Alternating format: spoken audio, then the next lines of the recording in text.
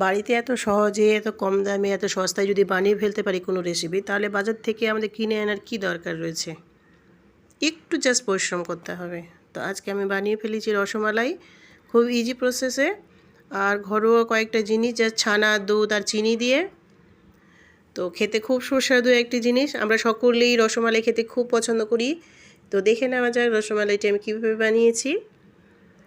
আমি প্রথমে ছানা নিয়েছি, ছানাটাকে ভালো করে ম্যাশ করে নিয়েছি একটা থালাতে। আপনারা অবশ্যই হাতে তালা দিয়ে মানে হাতে যে তালু রয়েছে সেই তালু দিয়ে ম্যাশ করে নেবেন। যতক্ষণ না পর্যন্ত ছানাটা একদম সফট হয়ে যাচ্ছে, দেখবেন একটা পর্যায়ে এসে ছানা থেকে তেল ছাড়তে শুরু করবে। সে পর্যায়ে আপনারা একদম ছেড়ে দেবেন, বেশি আর মানে মালিশ করবেন না। আমি করে নিয়েছি, ছানাটাকে ভালো করে মালিশ করে নিয়েছি। করে নেওয়ার পর খুব সফট হয়ে গেছে যখন, তখন সেখান থেকে ছোটো ছোটো লেচি কেটে মিষ্টির মতো গোল করে নিয়েছি। গোল করে রেখে দিয়েছি। অন্যদিকে একটি পাত্রে আমি চিনি শিরা নিয়ে নিয়েছি। আমার থেকে আগে থেকে একটু শিরা করা ছিল, সেই শিরাটাকে আমি নষ্ট করে নিয়ে নিয়েছি। নিয়ে হাফ কাপ আমি চিনি অ্যাড করে দিয়েছি, আর 3 ডবল আমি জল, তার থেকে যে পরিমাণ চিনি নিয়েছি তার 3 পরিমাণ বেশি পরিমাণ আমি জল অ্যাড করে দিয়েছি। দিয়ে যখন শিরাটা ফুটে এসেছে, সে পর্যায়ে যে মিষ্টিগুলো আমি গোল করে রেখেছিলাম সেই মিষ্টিগুলো আমি এখানে ছেড়ে দিয়েছি। মিষ্টিগুলো ছেড়ে দেওয়ার পর চামচ দিয়ে নাড়া যাবে না। ছেড়ে দেওয়ার পর আমি একটা ঢাকনা দিয়ে মোটামুটি 20 মিনিটের জন্য আমি রেখে দিয়েছি।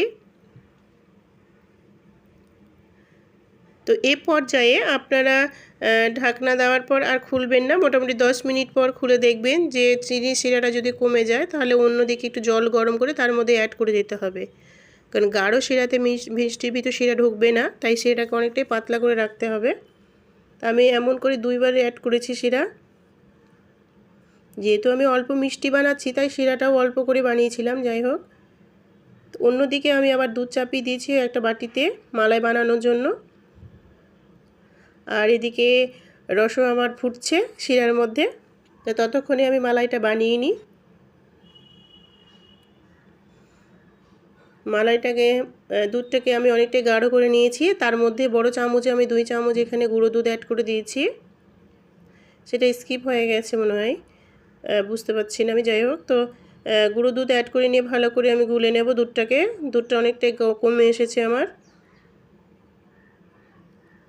এ পর্যায়ে অ্যাড করে দেবো 2 চামচের মতো চিনি। আপনারা আপনাদের স্বাদ মতো চিনি অ্যাড করবেন, চিনি যারা যতটা মিষ্টি খাবে।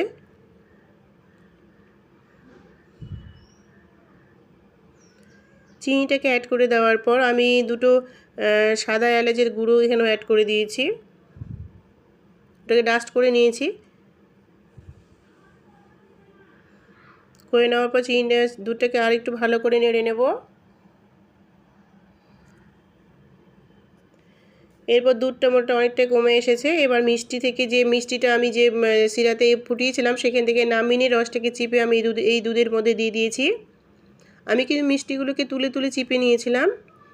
চিপে নেওয়ার পর দুধে ছেড়েছি। তারপরে এখানে মোটামুটি 8 মিনিটের মতো লো হিটে আমি গরম করে ফুটিয়ে নিয়েছি। ফুটিয়ে নেওয়ার পর ঠান্ডা করে একটা বাটিতে সার্ভ করেছি। উপরে দিয়ে দিয়েছি কিছু পেস্তা কুচি। খেতে এত সুস্বাদু একটা মানে ডিজার্ট আপনাকে বলে বোঝাতে পারবো না। আপনারা অবশ্যই একবার হলেও বাড়িতে বানিয়ে খাবেন। আর আমার বিশ্বাস আপনারা একবার বানিয়ে খেলে বারবার খেতে ইচ্ছে করবে।